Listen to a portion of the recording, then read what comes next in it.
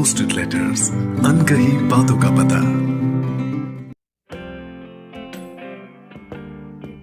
दोस्तों, मैं हूँ रश्मि नाम्बियार और अनपोस्टेड लेटर्स पे आप सुनने जा रहे हैं चिट्ठी शाहजहां और लॉकडाउन, जिसे लिखा है और आवाज दी है मंजीत सिंह ठाकुर ने। मेरे प्यारे बेटे मुहिउद्दीन, मुझे पता है तुमको मुहिउद्दीन कहा जाना पसंद नहीं है, और इस वक्त तो तुम इंडिया दैट इज भारत के बादशाह भी हो। इसलिए मैं आगे से तुम्हें बाइज्जत हिज हाइनेस ही कहा करूंगा। उफ, फिर से कैसी गलती, तुम्हें नहीं, आपको ही कहना चाहिए। So his highness Abul Muzaffar Muhiuddin Mohammed Aurangzeb Alamgir, यह खत मैं आपको उस जगह से लिख रहा हूं जहां से मुझे ताजमहल का महज गुंबद दिख रहा है और मेरी आंखों के सामने कबूतरों का झुंड उस पर बीट कर रहे हैं और मैं यहां से उनको हुर्र हुर्र करके भगाने की कोशिश कर रहा हूं। और मैं भगाने की कोशिश कर रहा तो एक कौआ मेरी खिड़की पर आके मेरे को बहुत भद्दी बात बोल कर गया। ऐ मेरे बादशाह, मेरी इल्तिजा है कि मुझे शाम के वक्त ताजमहल तक जाने दिया जाए और आपकी अम्मी की कब्र पर फातिहा पढ़ने दिया जाए। लेकिन मैंने सुना है उधर गवर्नमेंट ने घुसने पे टिकट लगा दिया है, और अगर हो सके तो आप एक ऑर्डर पास कराओ कि मेरे को टिकट नहीं लेना पड़े, या फिर मेरे को एक पास बनवा के दो। ऐ पूरे जहान को पनाह देने वाले जिंदा पीर, ताजमहल के पीछे बह रही जमुना भी बहुत हद से ज्यादा गंद हो रखी है। मेरी खिड़की से बदबू का भभका आता रहता है। कोई कह रहा था कि इससे ताजमहल की खूबसूरती चली जाएगी। ऐ मेरे बच्चे, जमुना साफ करवा दो कैसे भी करके। ऐ मेरे बादशाह, एक और बात कहने की गुस्ताखी कर रहा हूं कि मेरे कैद खाने के सामने ये जो भाला लेकर पहरेदार खड़ा रहता है उसको फौरन से पहले बदल दिया जाए। इसकी दो वजह हैं। पहली तो ये कि ये कब्जियत का मरीज और खुद ये बूढ़े बकरे की तरह गंधाता है, तो ये जब खड़ा रहता है तो मुझसे रोटी और चटनी तक निगली नहीं जाती।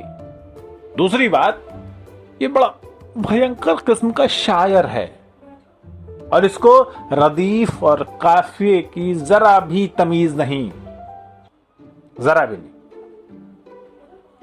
अपनी ऊट पटांग नज़में भी आधी रात को अचानक से बिना कोई चेतावनी दिए सुनाने लग जाता है, और उनमें से ज्यादातर वैसी होती हैं जो तुम्हारे ये जो हाईवे है उन हाईवे पर चलने वाली ट्रकों के पीछे लिखा होता है। मैं बूढ़ा आदमी उनिंदा आधी नींद में आधा जगा हुआ उसी वक्त उसकी शायरी पर दाद नहीं देता हूं तो ये नामाकूल दरवाजे से ही खड़ा खड़ा भाला कोच कोच कर मेरी नींद तोड़ देता है, और फिर सीधी बात को भी घुमा घुमा के फिरा फिरा के बोलता है। कल बोल रहा था कि इस वक्त वाकई इतना अंधेरा है कि हाथ को हाथ और बेटे को बाप तक नहीं दिखता। ए बबुआ, हम जो भी बादशाह होते तो उसके इस तंजिया लहजे के लिए उसको भट्टी में झुकवा देते। वैसे मैंने सुना है कि तुम गुजारे के लिए टोपियां सीते हो। टोपियां, माय डियर औरंगजेब, क्या तुम्हारे मुसाहिब उन टोपियों को बाजार भाव पर खरीदते हैं? मेरा ख्याल है कि वे सब तुमसे डर कर वैसे ही तुम्हारी टोपियों को अधिक कीमत देते होंगे जैसे लोग फिल्म इंडस्ट्री के भाईजान की पेंटिंग खरीद लेते हैं। और अगर तुमको ओरिजिनल प्राइस मिलती होगी तो तुम उन टोपियों की इनकम पे ही गुजारा कर रहे होगे। मुझे डर है कि तुम्हारी हालत बुंदेलखंड के गांव से भागे मजदूरों जैसी होगी। और as a good father, I am very much worried about my two legal daughter-in-laws and 10 legal grandchildren, you know. लेकिन सरकार हिंद, ऐ मेरे मालिक, मेरे बेटे, दुनिया कहती रहे कि बेटे को जब बाप की जूती पैरों में आने लगे तो उसको बेटा नहीं दोस्त समझना चाहिए। मैंने शायद ऐसा नहीं किया, मैं तैयार नहीं रहा।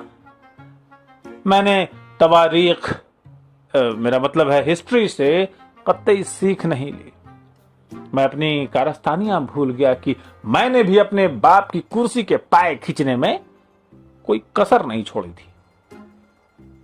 ये बात और है कि मेरे बाप असल में मेरे ही बाप थे और उन्होंने मेरी बगावत का फन कुचल दिया, पर मैं तुम्हारा बाप होते हुए भी बाप साबित नहीं हो सका और तुम बेटे होकर के भी मेरे बाप बन गए। अब नतीजा यही है कि आज तुम गद्दी पर उठंकर बैठे होगे। अल्लाह जाने टोपी ही सी रहे हो या हीराबाई के कैबरे का मजा ले रहे हो। फन तो यही है ना लाइफ का,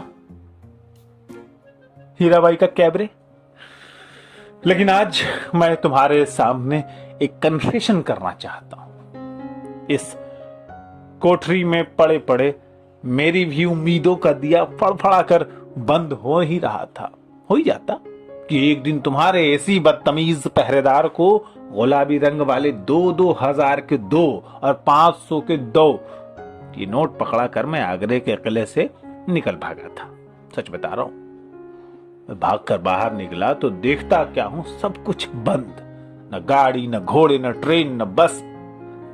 फ्लाइट की बात नहीं करूंगा क्योंकि उतने की औकात तुमने मेरी रहने नहीं दी है। पर पता नहीं, सब कुछ बड़ा बंद बंद सा था। कुछ मजदूर टाइप लोग सामान वामान कंधों पर लादे जा रहे थे। कुछ लोग बच्चों को कंधे पर उठाए थे, कुछ बीवी को जिसको जो प्यारा था लाद कर लिए जा रहा था। कुछ को जिंदगी ढो रही थी, कुछ जिंदगी को ढो रहे थे मेरी तरह। मैंने सुना तुमने उन्हें रोकने की कोई कोशिश नहीं की। मैंने सुना कि तुमको भी राजधानी में वो भारी लग रहे थे। कोई कह रहा था कि उनके गंदे कपड़ों से, उनके पसीनों से तुमको और तुम्हारे नाजुक बदन अफसरों और कर्मचारियों को बदबू आती थी। मैंने किसी से कहते सुना कि पूरी दुनिया में कोई बड़ी महामारी फैल गई है। तो मैं उल्टे पैर मुड़ गया। रास्ते में पुलिस वालों ने मुझसे सड़क पर चलने का पास मांगा। वो मेरे पास नहीं था। उन्होंने मुझसे कहा कि मैं अपना आई कार्ड दिखाऊं। बता मेरे बच्चे, वो शख्स जिसके नाम का ताजमहल दिखा दिखा कर पूरा हिंदुस्तान अपनी ब्रांडिंग करता है, उसको भी आई कार्ड की जरूरत है क्या? जो विदेशों में भारत का आई कार्ड है, उस ताजमहल के मालिक को आई कार्ड की जरूरत है क्या? लेकिन मरता क्या न करता, मुझे कुछ सूझ नहीं रहा था।